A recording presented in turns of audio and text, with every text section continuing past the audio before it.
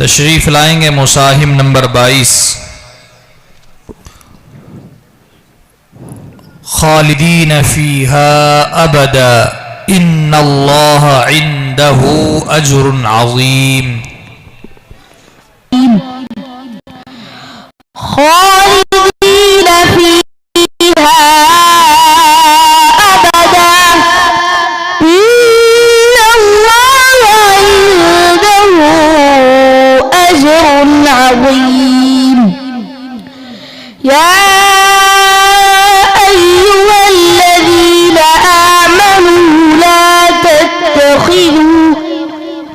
لا تتخذوا آباءكم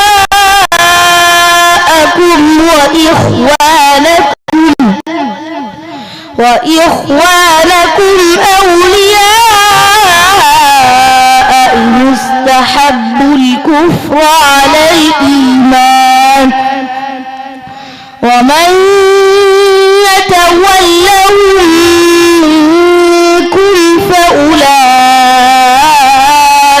هم الظالمون.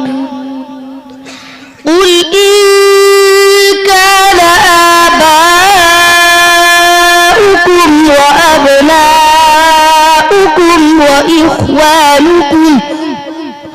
وإخوانكم وأزواجكم وعشيرتكم وأموال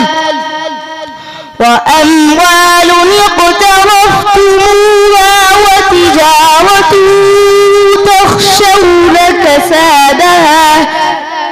كسادها ومساكن ترضونها أحب إليكم من الله ورسوله وجهاد في سبيله فتربصوا حتى يأتي الله بأمره والله لا يهدي القوم الفاسقين. बस दूसरा सवाल, वबर्रं बिवालिदती वलम यजअलनी जब्बारन शकिया। أعوذ بالله من الشيطان الرجيم.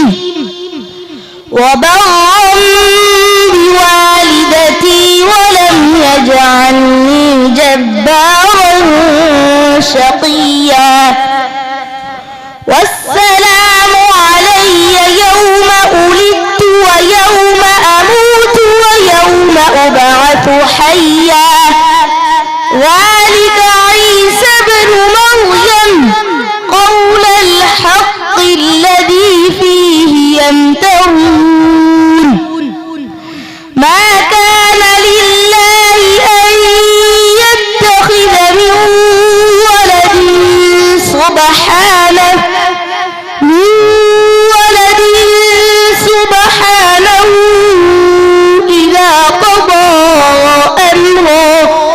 إذا قضى أمرا فإنما يقول له كن فيكون.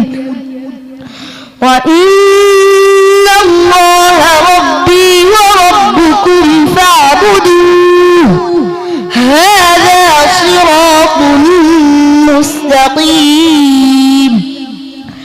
فاختلف الأحزاب بينهم فويل للذين كفروا من مشهد يوم عظيم. أسمع بهم وأبصر يوم يأتوننا لكن الظالمون اليوم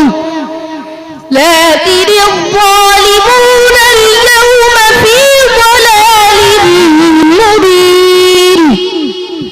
बस तीसरा सवाल, قد كانت لكم أسوة حسنة في إبراهيم والذين معه. दोबारा बता दीजिए। लक़द कान लकुम फ़ीहिम उस्वतुन हसनतुन लिमन कान यरजुल्लाह वल यौमल आखिर। أعوذ بالله من الشيطان الرجيم بسم الله الرحمن الرحيم لقد كان لكم فيهم أسوة حسنة لمن كان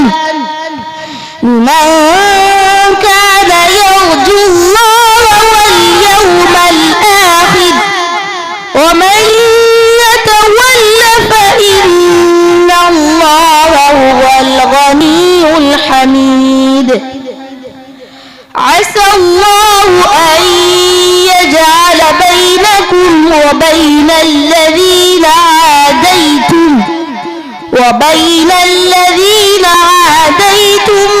منهم مودة والله قدير والله غفور رحيم لا ينهاكم الله عن الذين لم يقاتلوكم في الدين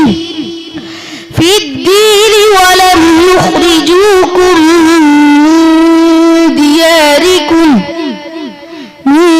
دياركم أن تبروهم وتقسطوا إليهم إن الله يحب المقسطين إنما ينهاكم الله عن الذين قاتلوكم في الدين وأخرجوكم من دياركم وظاهروا على إخراجكم أن تولوهم ومن يتولهم فأولئك هم الظالمون बस मिन दियारिकुम नून साकिन का कौन सा कायदा हो? इख्फा। दाल का मखरज बयान कीजिए।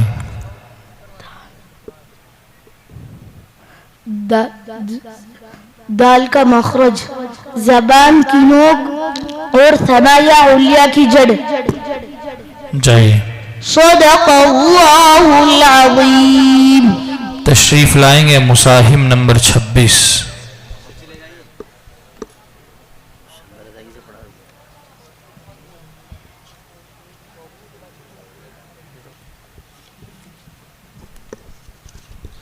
आपके सामने